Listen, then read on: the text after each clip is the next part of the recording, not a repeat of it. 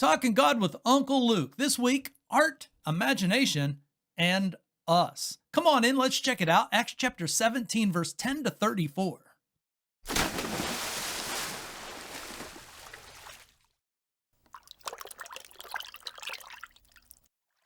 All the bubbas of the world, we got one mission in mind.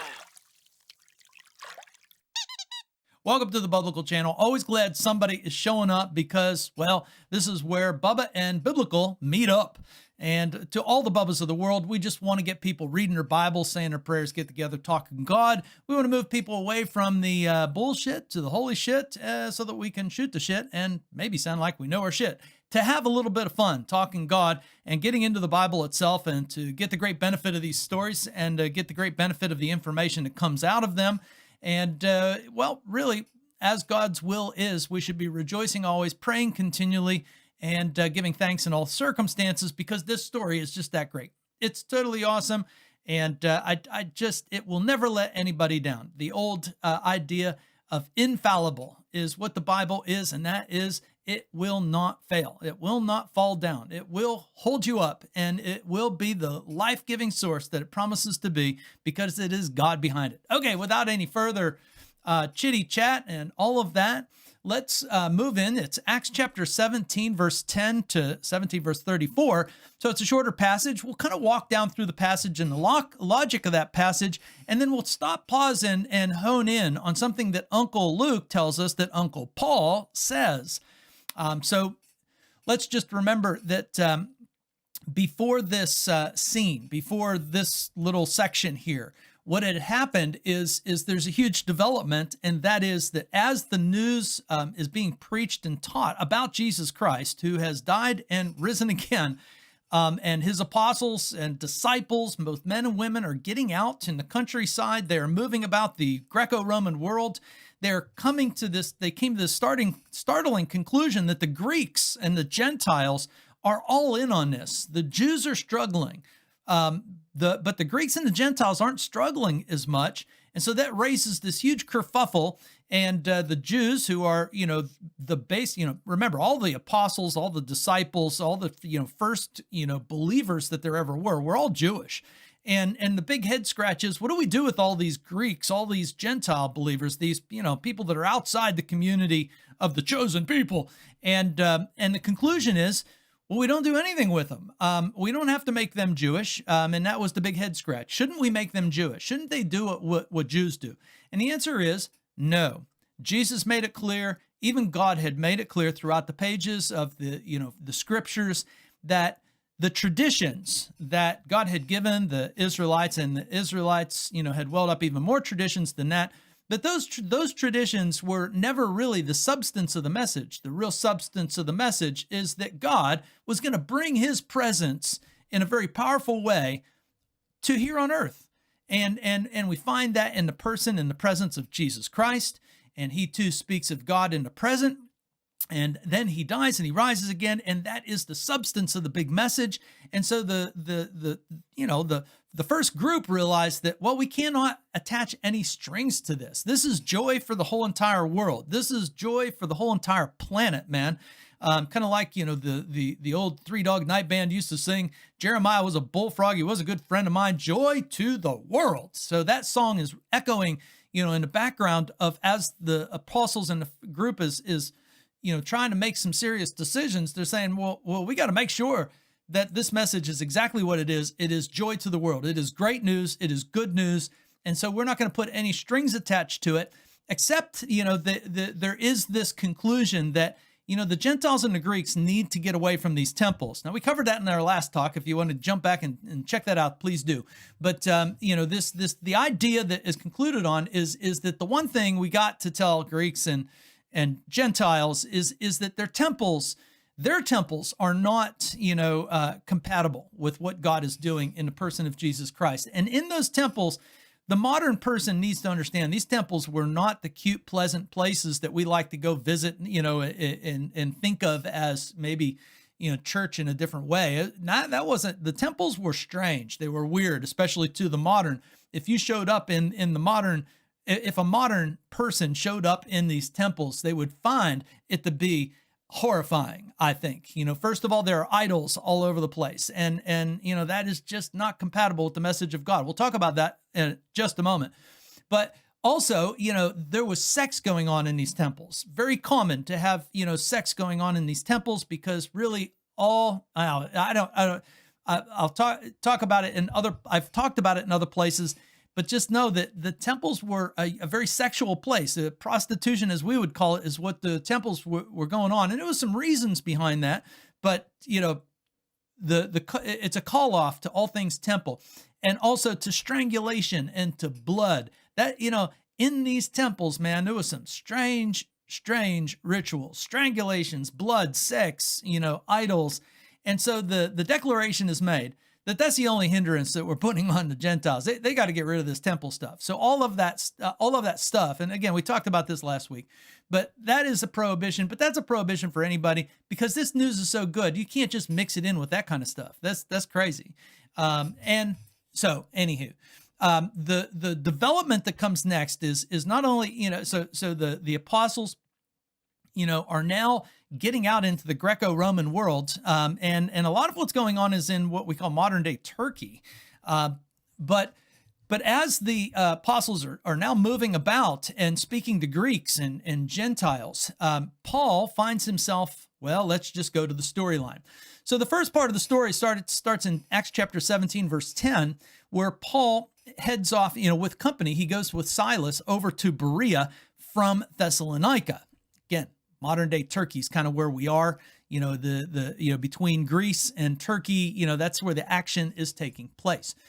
And so when they get to Berea, they find that the people in Berea, as Uncle Paul will say, are hearing us so much better, and they're doing exactly what they should do, that they are checking in with what we're saying with the scriptures. So it, one of the things that the apostles are famous for is saying, we're not theorists. We're not creating something. We are simply telling the correct ending to a storyline that God put together from the very beginning, i.e. Genesis, from the very origins and creation of the world. God has been putting together a story that has came together in a person by the name of Jesus Christ.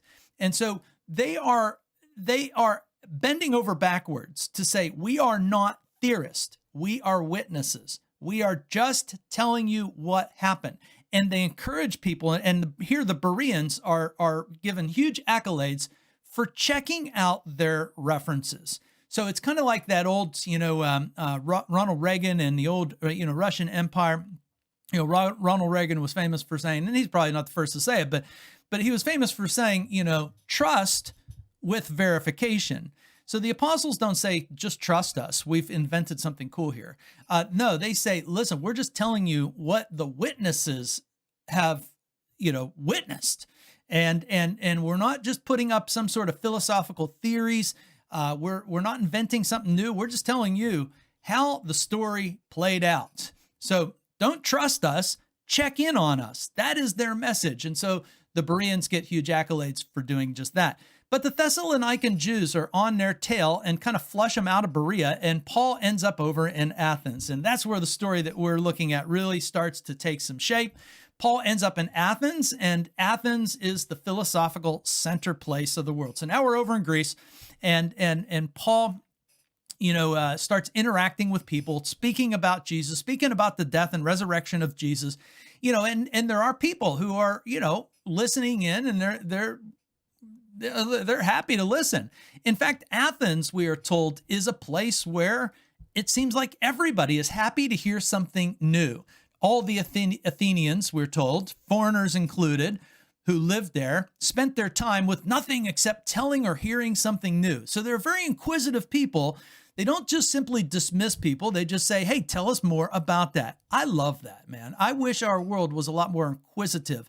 With all of the modernness of our world, the one thing that we have lost, I think, is our inquiry, that we have lost the spirit of inquiry, checking in, listening to, stuff that might be different than us. Christianity, in the Bible is very comfortable in anybody else's setting. We're not going to find the Apostle Paul appalled, pardon the pun, but appalled at, the religion, the philosophies of the Athenians or anybody else for that matter. He's just there to tell the story, a story that he wants people to listen to, and people are listening, and that's a cool part of what's going on. So Paul is kind of moving in these circles, and there are the classic Greek philosophers, the two groups, the two schools of Greek philosophy, the Epicureans and the Stoics, who are on the scene. And these two groups are kind of always at odds with each other, and they're kind of like the Miller Lite group that, they're just always in this endless battle of taste great, less filling. And so they actually have welcomed, this crazy babbler, as they call Uncle Paul. They say, he seems to be a religious teacher of some sort, preaching foreign gods or, a philosophy. I don't know. He's just a babbler. Let's bring him in. And so they say, come on, come with us. We want you to come to the center place of all philosophical dialogue, and that's the Areopagus. Okay. And so the Areopagus is a famous place of philosophical dialogue, blah, blah, blah, blah, blah. And that's where Paul ends up going to. So he's invited. And so the storyline is very good at this point. And it's really, important to see that Paul is happy to accept the, invitation, and Paul is welcomed to say whatever he wants to say. And when it's all said and done, those who believe, what Paul is saying, are accepted. And those who reject what Paul is saying, Paul doesn't cast curses on them. He's not mad at them. He doesn't, say, I'll never talk to you again. He doesn't act like that. Nobody acts like that. Modern people might act like that, but nobody in the Bible acts like that. So we got to check ourselves before we wreck ourselves. So Paul ends up standing in the midst of the Areopagus, clearly in the middle of Epicureans and Stoics and all kinds of philosophical backgrounds.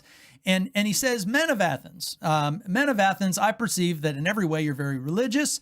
I've passed along, I've observed the objects of your worship here, which are idols, which are statues, very clear artistic expressions of the gods, as they have, carved them up or, created them. And Paul says, while I was walking, I found this one that you have put together called, a statue to the unknown God. And he says, so what you worship as unknown, that's what I'm going to start talking to you about. Just sheer genius. Just sheer genius. He's meeting them on their level. He says, hey, you've got this here. So let me talk about that, since you just are obviously admitting there's more to what the story might be. And I'll tell you about the unknown God. Okay, so the action really kicks in. Paul then says, what you worship is unknown, I'm going to proclaim to you. And he simply says, the God who made the world and everything in it, being Lord of heaven and earth, he doesn't live in temples made by man. Shock, surprise, maybe, I don't know. But he says, nor is he served by human hands as though he needs something. Now, that probably caught them by surprise, because we have a tendency as human beings to think that God or the gods need something from us. It's not a matter of need, Paul says. The God who made the world, he doesn't really need something from us. He offers something to us. Well, okay, let's hear what he says. He says he's not served by human hands as though he needed something, since he himself is the giver to all mankind of life and breath and everything. So God is not a receiver, but a giver. And he made one man from every nation of mankind to live on the face of the earth, having determined the periods and boundaries of dwelling places of mankind, that they should seek God and perhaps feel their way towards him and find him. Yet he is not actually far from each one of us. Once again, Paul's staying very positive here. He's just saying, hey, listen, the logic of creation is that God made us so that we would actually find him. He didn't make us so that we wouldn't find him. He made us so that we would find him. Paul then quotes their own poets. He said, even your own poets say that in him we live and move and have our beings, and for indeed we are his offspring. So even you all have said things like this. So Paul's saying, I'm not saying anything totally surprising here. And then Paul moves into, he says, being then the offspring of God, we shouldn't be thinking that the divine being is like some sort of gold or silver or stone image formed by the art and imagination of man. The times of ignorance God overlooked, but now he commands people everywhere to repent, because he's fixed a day on which he's going to judge the world in righteousness by a man whom he has appointed, and he has given assurance to all by raising him from the dead. Well, at this news that of the resurrection, some mocked Paul and said, "Ow, come," But others said, "We will hear more about this. This is interesting what you're telling us." And there were some pretty famous people that said, "I'm going to follow up on this. I'm going to keep listening to you, Uncle Paul." And these famous people are Dionysius of the Areopagite and Damaris, a woman. And once again, the Bible is showing us, time and time again, how instrumental and what an important place that the women had in coming to the gospel and becoming the first and part of the basis of Christianity. The women have always had a rock solid place in Christianity as men's equals, coming to Jesus on the same terms, blah, blah, blah. Okay, so there you go. There's our passage. Now, I want to double back on, what Paul ends up saying. He says that since then we are God's offspring, we shouldn't be thinking about God like a gold or silver or stone statue formed in the art and imagination of man. Okay, so let's just, stop and pause for a second and realize the environment that Paul is in is the Greco Roman world, which is an Eastern, it's kind of an Eastern, bent to it all. And in the Eastern, bent of philosophy and religion, there are myths and mythologies and polytheism. This is the norm. And Paul is walking into the societal norms of the Greco-Roman world, which has been influenced from the East, as he says that, all mythology is from, and all polytheism is really from the art and imagination of us, mankind. And that's not a bad thing. Paul is not putting them down. He's saying this is not a bad thing because, it's very poetical. The poets get involved in this stuff. It's very thoughtful. Mythology in of itself, polytheism in of itself, it's not bad. It's actually very practical. And when I say it's very practical, I would say that we all need a healthy dose and sympathy for myths and and polytheism. We should be immensely sympathetic towards it because if we're ever to have any sympathy for our brother mankind, then we've got to sympathize with what they're trying to do and understand what they're trying to do. Myths and mythologies and polytheisms, are being a lot more honest than I think most modern people are. Life is scary. We are hurling around on a planet. And even by this time, people knew that we were a planet among planets. And there was a sun and a moon and a great and immense universe that we knew so little about. That's very scary. And then the modern day world finds out that, we are actually traveling around the sun at over 100,000 mile an hour. And while we're, traveling at 100,000 mile an hour, we're spinning at 1,000 mile an hour. This is very scary. And so what the art and imagination of man is doing in polytheism and as well as mythology is just trying to make sense of the world that we're in, because it's very clear we didn't make this place and that we are smaller than something that made this place. And so Paul is not putting them down. He's just trying to give them better information. And I would say that the more sympathetic we are to mythology, one of the things we come to the shocking realization is that the more we realize that myths and things like that were actually never intended to be a religion, like Judaism or Christianity or even Islam. Now that's quite a different thing. Mythologies provided mankind with more of a calendar of festivities and things to do, but mythology never really provided men with creeds, some sort of big statement. You never hear anybody standing up and saying, I believe in Jupiter, Juno, and Neptune, or, I believe in Odin, Thor, and Freya. The mythologies just never worked like that. Polytheism never works like that. Polytheism is exactly as Paul describes it. It is the recognition that there are gods, and among these gods, there's a lot that we don't know, the unknown God. And so, it's also, worth thinking through that, the Jews, they have a creed, that mythology never has. The Jews would say, "Hear, O Israel, the Lord is one." The Christian comes along and says, "I believe in God the Father Almighty," that creed. And even the Mohammedan or the Muslim says there is no God but Allah. Now, these are creeds. These are religions per se, with a definite background or, with a definite aim and objective. And, the old mythologies just didn't work like that. It didn't produce people, Thor people fighting Zeus people. It just didn't go like that. And so the polytheist, is somewhere in the middle of what we typically imagine. The polytheist doesn't disbelieve like an atheist, and the polytheist doesn't believe like a Christian. It's different than that.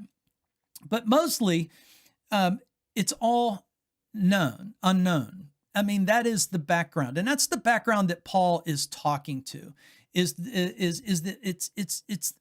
it's the unknown, that humanity is always wrestling with and trying to deal with.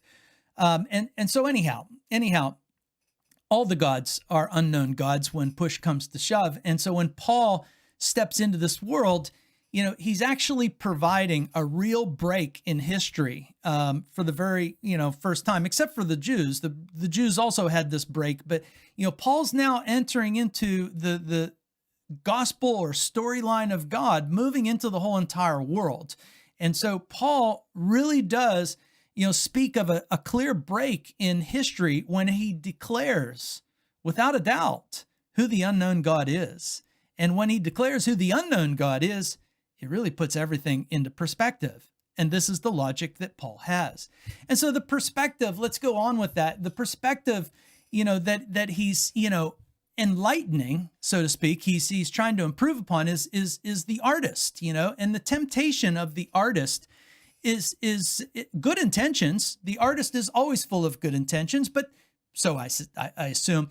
But the temptation of the artist is always or the poet or the dreamer is always to imagine things from the perspective of absence, not from the perspective of presence. The polytheists and the myths, they could only be imagined as high as Mount Olympus. You see what I'm saying? The imagination of the artist or the poet or the dreamer was always limited to some sort of mountaintop, and no further than that, which still puts it all here on earth. But compare that to Moses.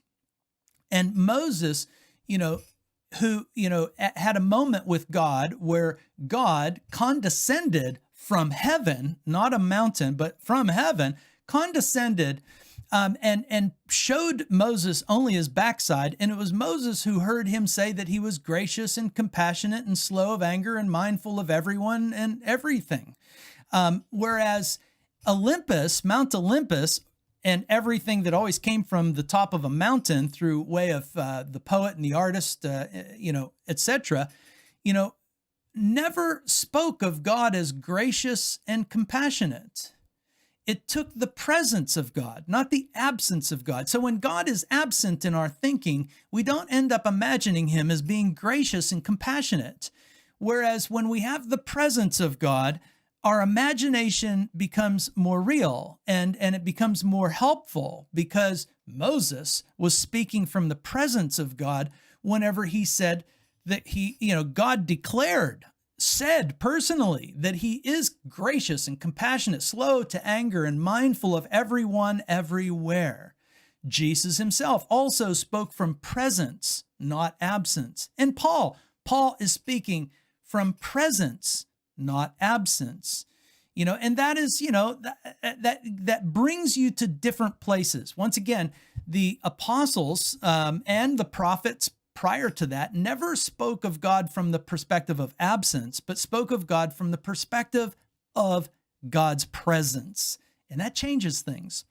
And then there's the philosophers themselves that Paul is, talking to, but he's also talking to the artists and the dreamers. They're all kind of bundled into, a group of people who are thinking, and they're good thinkers. They're trying to think things through, but Paul is trying to enlighten them, to get them to think something clearly and radically different. So the temptation of the philosopher is to always be attracted by oversimplifications and to dismiss subtlety and paradox, things like that.